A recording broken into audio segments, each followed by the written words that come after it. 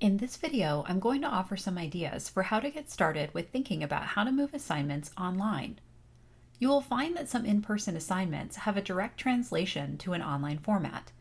For example, if you were to ask students to complete a multiple choice question check-in test at the start of class in the in-person environment, you could easily ask students to complete an online multiple choice question check-in test before the start of the next class.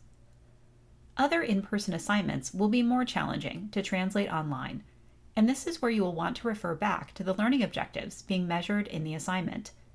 Those learning objectives will help you to think through different opportunities for how to measure student learning across modalities. Here are a couple of examples.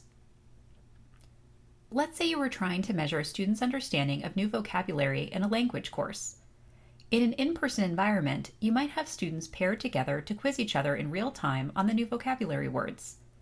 In an online environment, there would be a number of different ways to assess understanding of new vocabulary. Ask students to write discussion board posts using the new vocabulary. Ask students to complete a short online quiz with the new vocabulary.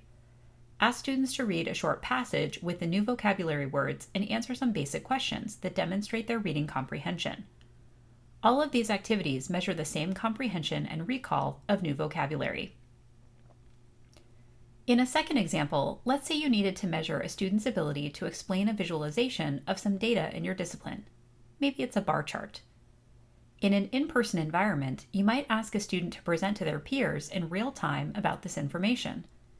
In an online environment, there would be a number of different ways to assess the ability to explain data visualizations through bar charts. Ask students to record themselves offering an explanation of the bar chart to a friend or family member. Ask students to find a similar bar chart in the real world and discuss the similarities and differences between the two visualizations.